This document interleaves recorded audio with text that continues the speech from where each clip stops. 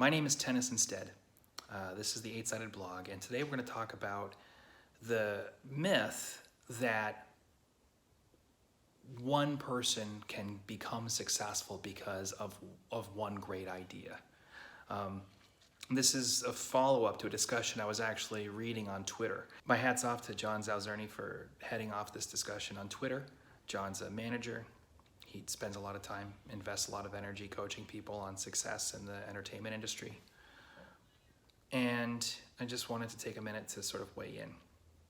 If an idea inspires you to do the work of producing an excellent show, then that idea has obvious and inherent value.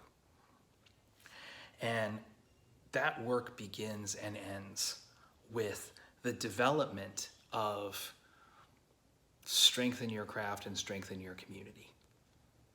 Any film where the actors are pursuing missions that are urgent and personal to them and overwhelmingly challenging, and where those missions breed conflict between the actors, is going to wind up being a good movie. And, it's going to connect with an audience as long as the people who benefit from that film are in your community to start with. So let's talk about that. So whether or not an idea reads as compelling on screen has everything to do with how you use that idea as a jumping off point or a context from which to draw lines of action and to create a dramatic structure. And if you want to know more about that, I will post a link to the blog where we discuss it down in the, right above the comments. So just check the YouTube description for that. So the other thing to talk about here is how an idea relates to your community. And that really comes down to the interests and the skill sets and the talents of the people that you're working with. You want to create, if you're a writer or if you're anyone who's in charge of coming up with ideas and deciding what a movie's about, then you want to generate content that is taking advantage of the people around you and allowing them to do their absolute best work, okay? Along the way, it's very important for you to make sure that you include enough of your own interests to see you through the process, because creating a film is intense. It's a lot of work. It's going to take, in many cases, if you're early in your career, years to achieve. You want to make sure that the film that you're creating is something you can stick with over the course of the amount of time it's going to take you. But even that, to be honest, even that has more to do with what the idea brings to the community, I think. What do people need? Why are you making this movie? Is your mission, is your action in producing and writing this content strong enough and compelling enough for you to maintain that line of action over the course of the next few years when things get tough?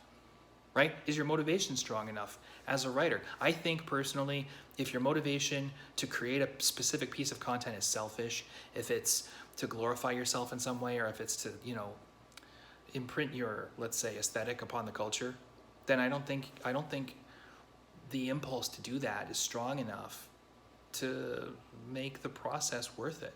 I think if that idea doesn't catch on, and if it doesn't grab the attention of an agent or manager who's going to do the lion's share of the actual work of developing the project and moving it forward, if that doesn't happen, then I very seriously doubt that selfish motivations are going to be compelling enough to make a production worth undertaking. Whereas if there's a larger goal at stake, if there's something that you're trying to achieve that benefits people and that you think is important to society in some way, then the drive to see that project through is going to be much stronger, because you're not just doing it for yourself at that point. And then, when it comes to finding people to help you, it really is necessary to have something they need. People support us when we are necessary. That's when they support us. Because making movies is hard work, and this whole industry is full of challenges, and nobody really has time to do just free labor for no reason, right? The only reason we do it is because it's essential to our own personal growth and the growth of the community. So if what you're doing is something essential to the people around you. If you're providing opportunities for them that allow them to express themselves in a way that's going to advance and define their careers in ways that they value, not just in the way that you think is best, but in the way that they think is best. If the film that you're making is grounded in an aesthetic or a concept or whatever that provides that, as long as it's dramatically strong and as long as it's put together in a way that really does present everybody in the best possible light with regards to the craft going into the film, they are so much more likely to support that project. I really do think that ideas are tools. And, you know, the bottom line is that if you build a system of habits into your creative process that make you good at coming up with ideas, then you're always going to be able to dig for the tool that you need at any given point in time. You're always going to be able to provide for the people around you through your labor, and that's going to be the thing that defines your career. That's, you know, the aesthetic is a byproduct of the work. It really is. So how do we get good at coming up with ideas? How do we have enough ideas where there's always a really juicy tool in our toolbox for any given situation, or where we can create one on command if it's not there? And that's, you know, a simple question of practice. I don't know if people remember this, but there was a period of about 4 or 5 years where every single day I posted a free movie idea on Twitter, #FreeMovieIdea. I don't do it anymore because I think I've proved my point. But the thing that I was trying to establish for people was that, you know, that ideas don't have fundamental value.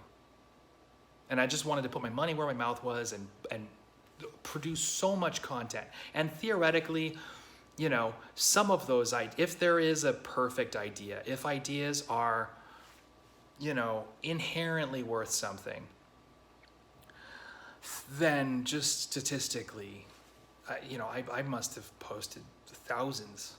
There must be 10 that are instant $1 million ideas, right? But not one of them got stolen, not one of them got used, despite the fact that I have plenty of followers. How? Why is that? Because the ideas don't have value. They really don't, you know? But what I did get good at through that process was coming up with movie ideas. I'm at a point now where if someone comes to me and they need help, if they have a production challenge that they have a budget that they have to make a movie for, or they have an actor that they have to make a movie for, or a combination of the two, or whatever the case may be, they can say, here's the problem that I'm dealing with, and I'll be like, give me 24 hours. I can come back with 3 treatments. What I recommend is that you keep a little black book and you write down 1 movie idea a day and just don't ever stop. Because it's a muscle. Creativity is a muscle that you exercise. If you just do the work of building that muscle up, then you'll have the energy and the strength when and where you need it. And you can sit down and brainstorm and come up with whatever it is that you happen to need on the fly once that muscle is up to the challenge. You know, and part of the reason why I think creativity seems so fleeting or mysterious even to people who don't work in creative enterprises is because they don't have to work those muscles out. It's very surprising to them when they see someone come up with an idea that really works. But if you just brute force your way through the process of developing those muscles, then you're always going to be someone who has access to creative notions when and where you need them. I don't think we need to search heaven and earth for the perfect concept. I don't think it helps that much. I really don't. And I really urge writers, I urge creators, producers, everybody who's involved in greenlighting productions, just to focus on the work that's being offered on the page as our guiding light when it comes to what projects to greenlight. Because I don't think anything else really matters. You know, does the work that's being provided on the page intrigue you? I don't think anything else matters.